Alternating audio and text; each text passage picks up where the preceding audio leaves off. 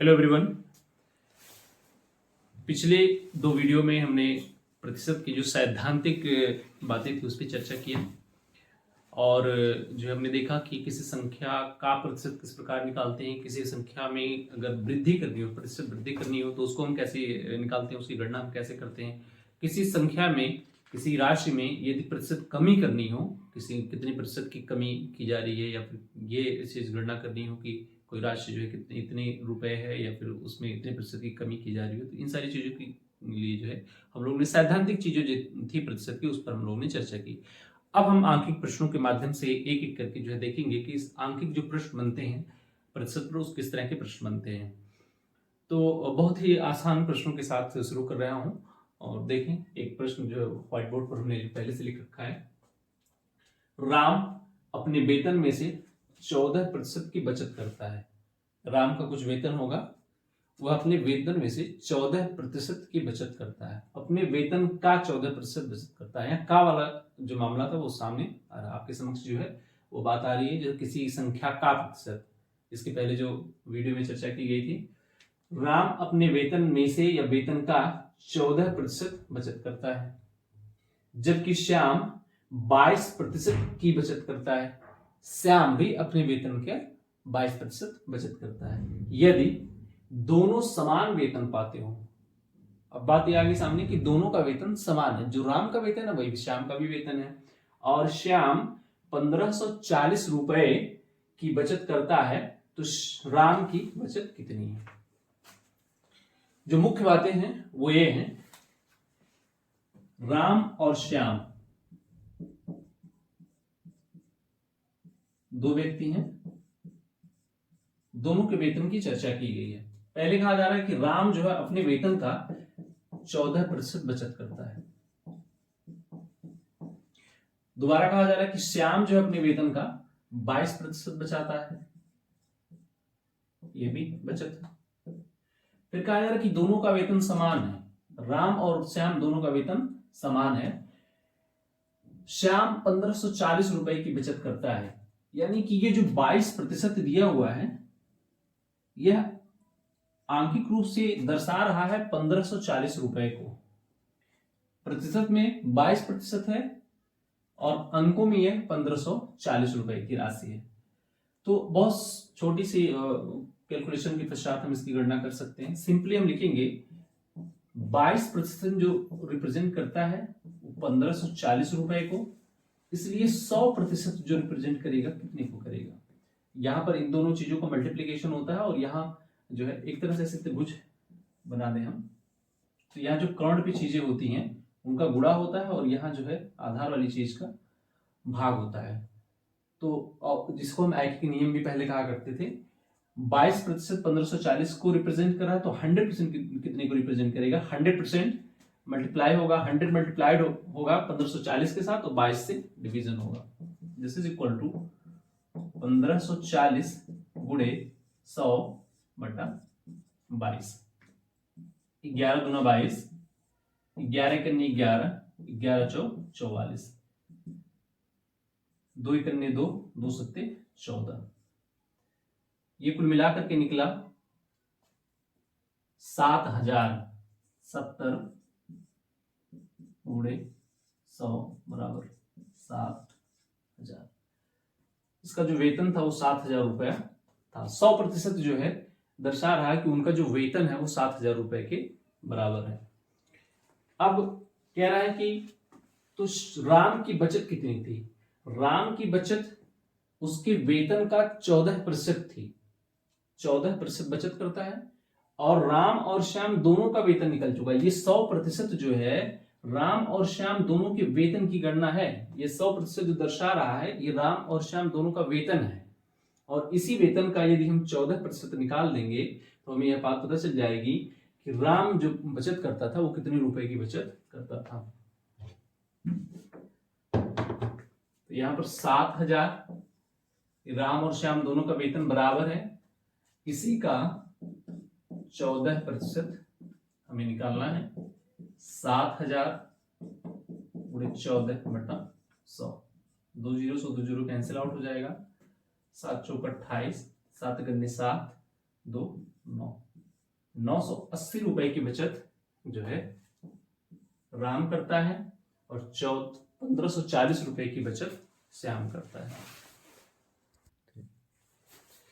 एक और प्रश्न आपके समक्ष जो है व्हाइट बोर्ड पर लिखा हुआ है। प्रश्न है, ए का वेतन बी के वेतन से 25% अधिक है, बी का वेतन ए के वेतन से कितनी प्रतिशत कम है। ये प्रश्न बड़े छोटे होते हैं लेकिन इनका कैलकुलेशन भी बहुत छोटा होता है, लेकिन बड़ा ट्रिकी होता है और जो है बहुत पहले से मैं भी बहुत ज्यादा कंफ्यूज हुआ करता था ऐसे प्रश्नों को लेकर के। तो चलिए, अभी बहुत पुरानी पुस्तक हमारे पास राजस्व निरीक्षक की एक पुरानी पुस्तक थी, उसी पुस्तक से मैंने प्रश्न को निकाला है। मैं उसमें भी बताऊंगा कि उसमें उन्होंने एक बहुत शॉर्ट तरीके से हल किया है, वो भी विधि हम बताएंगे और ये बेसिक तरीका होता है इसको हल करने का, वो बेसिक भी देखेंगे। तो सबसे पहले हम बेसिक देखते हैं, बेसिक तरीका क्या है इसका। सबसे पहले कह रहा है कि ए का वेतन बी के वेतन से 25% अधिक है। ए है और बी है, दो लोग हैं। कह रहा ए का वेतन बी के वेतन से 25% अधिक है। जिसके वेतन से पहले जो है जिसके वेतन से अधिक होने की बात कर रहा है, बी के वेतन से 25% अधिक है, बी के वेतन से तुलना कर रहा है। तो सबसे पहले हम बी के वेतन को ही मानेंगे। मान लेते हैं कि बी का वेतन x है, तो ए का वेतन क्या होगा, ए का वेतन बी के वेतन से 25% अधिक है, तो हमें वृद्धि पे जाना पड़ेगा। हम क्या करेंगे, x में 25% की वृद्धि कराएंगे। x मल्टीप्लाइड बाई हमारा जो वृद्धि का फार्मूला था, x multiplied by 100 plus minus p upon 100। अगर आप p के साथ चलते हैं तो ये वृद्धि, प्लस p के साथ चलते हैं तो वृद्धि हो जाएगा, माइनस p के साथ चलते हैं तो कमी आ जाएगी। तो हमें यहाँ पे प्लस p के साथ चलना पड़ेगा। 100 plus 25 upon 100, this is equal to 125 बटा 5 गुणे 125 बटा 100। 25 पंजे 125, 25 चौका 100।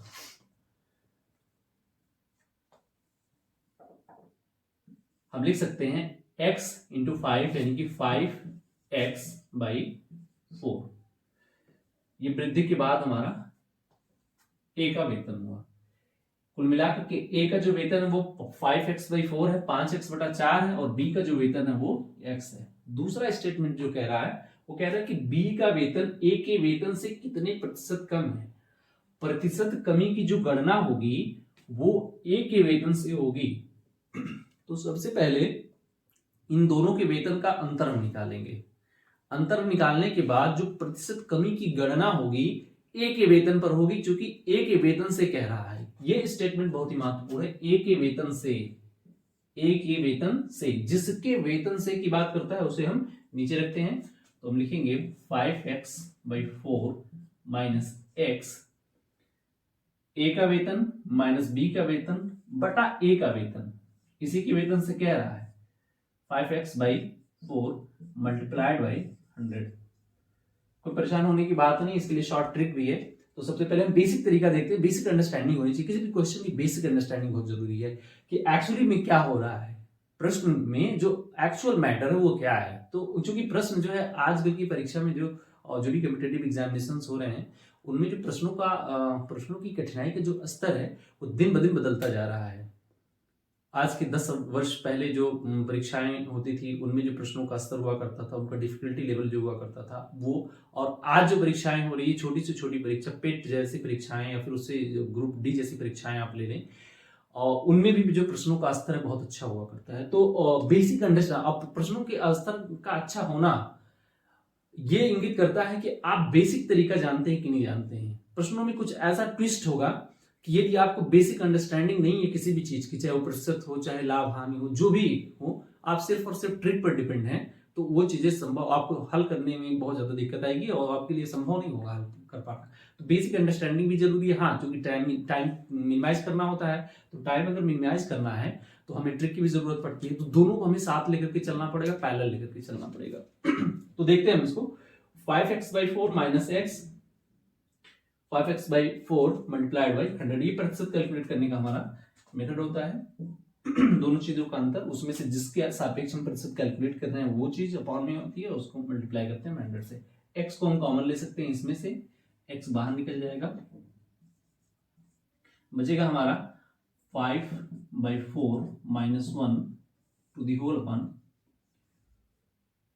5x/4 multiplied by 100। ये x इसे x से कैंसिल हो सकता है।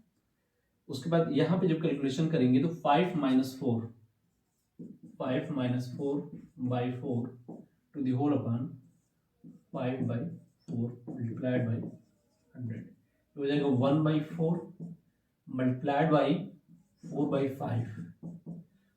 जब भिन्न के बटे भिन्न होती है, जैसे 1/a/b/c/d हो, ऐसा कहीं लिखा होगा, तो इसको लिखते हैं a/b को हम ऐसे सामान्यतः लिख देते हैं। उसके बाद हम d/c c/d को उलट देंगे और यहाँ पे भाग जो हुआ करता था ये गुणा हो जाएगा। भिन्न उल्टेगी तो ये भाग जो है, भाग का उल्टा गुणा हुआ तो भिन्न भी उलट जाएगी। ये d/c के रूप में हम लिखते हैं। इसी का प्रयोग हम करने जा रहे हैं यहाँ पर 1/4 multiplied by 5/4 5/4 को 4/5 कर दिया हमने। फिर यही मल्टीप्लाइड है 100 से, यानी कि 100 का गुणा हुआ इसमें। 4 से 4 कैंसिल आउट हो गया, 5 कने 5 5 20 100। जो अंततः मिलेगा आपको वो 20% के रूप में मिलेगा उत्तर। तो ये कहा जा सकता है कि बी का वेतन ए के वेतन से 20% कम है। और पुस्तक में जो उन्होंने हल किया है उसको भी हम लोग देख लेते हैं। पुस्तक में बहुत शॉर्ट उन्होंने किया है। पुस्तक में जस्ट उन्होंने क्या है कि अभीष्ट कमी प्रतिशत बराबर